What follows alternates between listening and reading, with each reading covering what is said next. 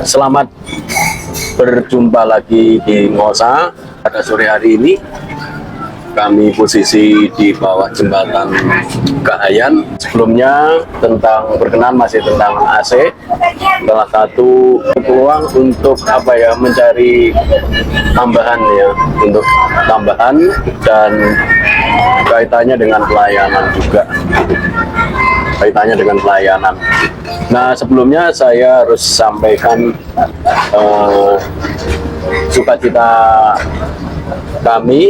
saya secara pribadi, di mana ada orang-orang yang mendukung kami dalam hal ini, termasuk jemaat Tuhan yang mendukung kami dan menyupport kami dalam arti saya melakukan pekerjaan ini tetap direstui oleh jemaat Tuhan. Itu salah satu support, satu motivasi yang mendorong kami tetap semangat walaupun melakukan pekerjaan ini, berkenaan dengan pekerjaan ini.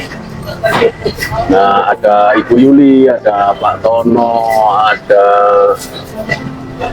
Mama Kevin, ada Ibu Alisda, ada banyak yang mendukung kami.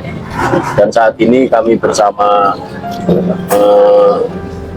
Koko Hendrik, karena Koko Hendrik panggil Koko, anak angkat saya, dan juga Mama Grita. Dan saat ini sedang men-shooting saya untuk ditanyai berkenaan dengan AC, salah satu yang memberi support untuk pelayanan ini juga. Nah, yang saya sampaikan adalah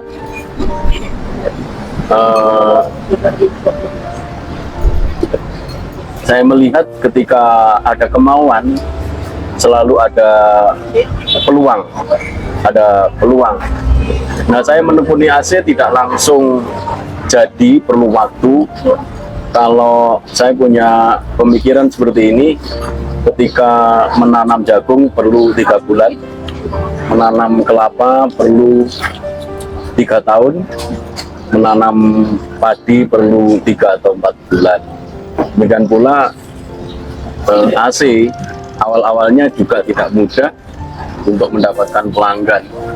Kadang-kadang 1 minggu atau 1 bulan 1 atau 2 yang dikerjakan. Nah, kalau dilihat dari segi keuntungan atau masukan uang kan sangat terbatas.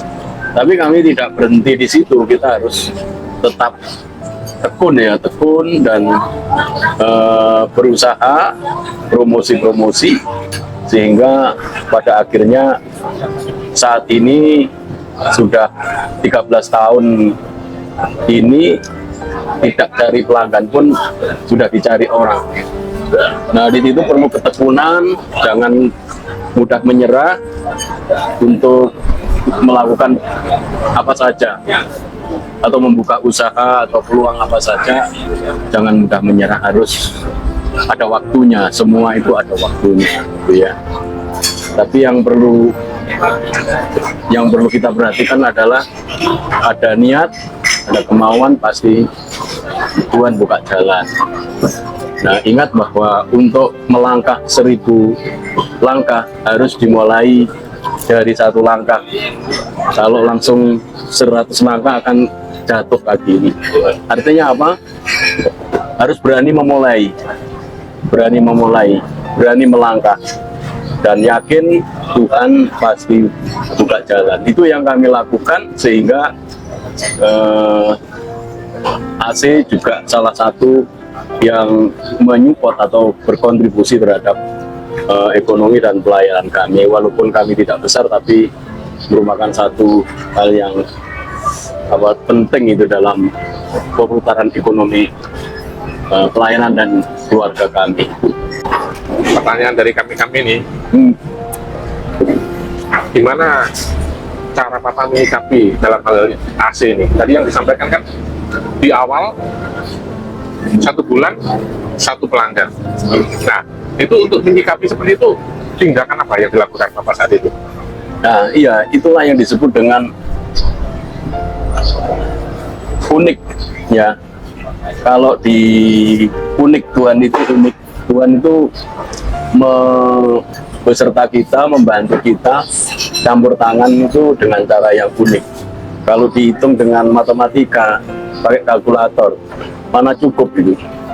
Tapi dalam prakteknya selalu ada saja, ya, selalu ada saja berkat sehingga bisa keluarga kami juga gemuk-gemuk, nggak ada yang kurus, juga pakaian dan juga terpelihara. Menurut saya itu keunikan bagaimana cara Tuhan untuk menolong keluarga kami sehingga pelayanan berjalan dan juga rumah tangga juga berjalan. Itu karena Tuhan yang unik itu, sulit untuk diceritakan secara apa namanya, secara hitung-hitungan gitu ya. Jadi pertolongan Tuhan ya Pak ya. Iya. Yang luar biasa ya, yang kadang-kadang nggak pernah kita pikirkan ya, bisa terjadi semua ya. Iya. Iya. Jadi kalau orang Jawa bilang itu mak ujuk-ujuk mak begunggu Pak.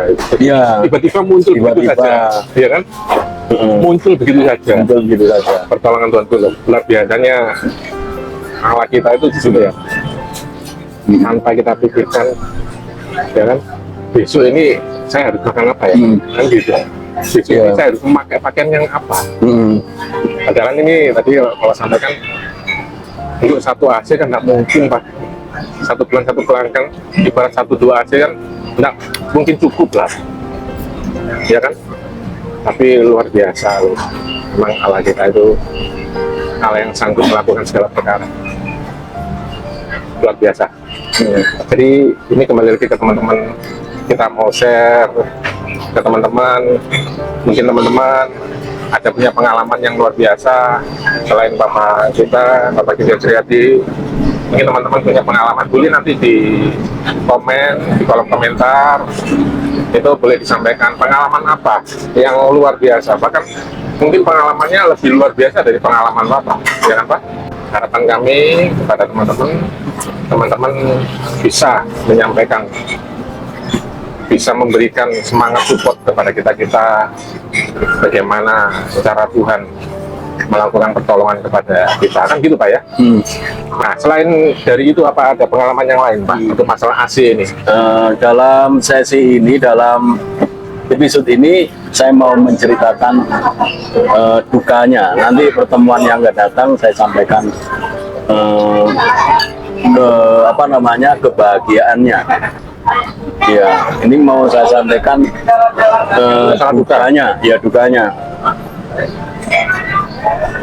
Sekali waktu kita dapat pekerjaan yang dibatasi waktu pengerjaannya, ada deadline-nya gitu, harus dikerjakan mau nggak mau dalam waktu dekat harus mengerjakan tersebut. Dan waktu itu kami masih pakai sepeda motor, harus mengerjakan malam, mau nggak mau harus kejar waktu. Kalau di kantor harus apa namanya, waktu malam dan supaya bisa dikerjakan. Kalau tunggu siangnya pasti di ruangan yang ada orang-orangnya itu yang berkantor, susah untuk pengerjaannya, harus minta itu, minta barang-barang ini. Nah, akhirnya kami harus kerjakan malam, dan waktu itu posisi hujan lagi, pakai sepeda motor, bawa tangga panjang 2,5 meter paling tidak, itu 2,5 meter panjang, dan lewat di jalan raya ada mobil yang menyalip atau mendahului sehingga air itu nyemprot ke muka. Jadi wah, apa namanya, rasanya gimana gitu ya. Ya, kalau orang pada umumnya bisa meso, nanti cari di kamus meso itu apa. Meso apa? Tapi puji Tuhan artinya kita bisa mengucap syukur aja. Ini yang harus dilewati, walaupun nggak mudah itu ya, nggak mudah. Itu sangat menyakitkan loh Pak ya. Ya, kalau kita pikir Hibauannya keluar semua Pak. Waduh. Woi, woi gitu. Keluar semua bahasa hewannya Pak. Ya kan? Iya. Mulai dari ayam, bebek, keluar kucing, keluar semua nanti. Ini loh. Ini salah satu bentuk kesabaran juga ya Pak.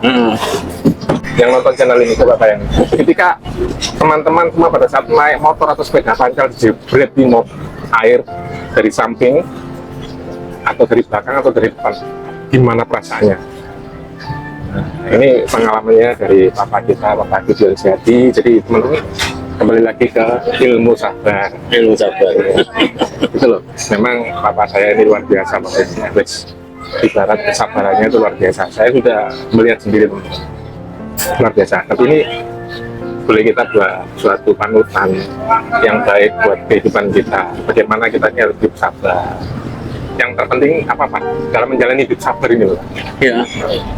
Nah, kesabaran itu adalah satu satu proses Tuhan yang sebenarnya saya sendiri nggak mau sih kecipratan siapa orang mau. Tapi memang diizinkan itu. Nah, ini untuk kan melewati kehidupan yang dari berarti- titik yang tidak mudah, akhirnya membawa kita itu ya segala sesuatu kita bisa mensyukuri gitu loh, baik mudah dan tidak mudah akhirnya bisa bersyukur. Makanya firman Tuhan berkata di dalam kitab Filipi kan, bersukacitalah senantiasa. puji nama Ya. Tuhan luar biasa. Nah, jadi teman-teman itu siapapun, apapun, kalau kita nih mau melakukan suatu pekerjaan yang baru, pakailah ilmu sabar. Ya Pak ya, banyak harus kesabarannya. Jadi walaupun pelanggannya cuma satu, harus sabar. Pelanggannya cuma dua, harus sabar. Ibaratnya makannya cuma hanya dengan mie, harus sabar. Karena semua butuh proses ya Pak ya, Proses perlu waktu. dalam hal apapun. Oke teman-teman, sekian ini acara ngosa kita pada sore hari ini tentang masalah bagaimana Papa ini berproses AC dengan ilmu sabarnya. Sampai ketemu di lain waktu di channel berikutnya ya teman-teman. Apa yang disampaikan terakhir ini Pak buat teman-teman semuanya? Saya berdoa kepada teman-teman, sobat-sobat atau pemirsa semuanya yang menonton, tolong di like, komen, subscribe. Harapanku sukses selalu buat teman-teman semua. Amin. Sampai jumpa di channel berikutnya teman-teman.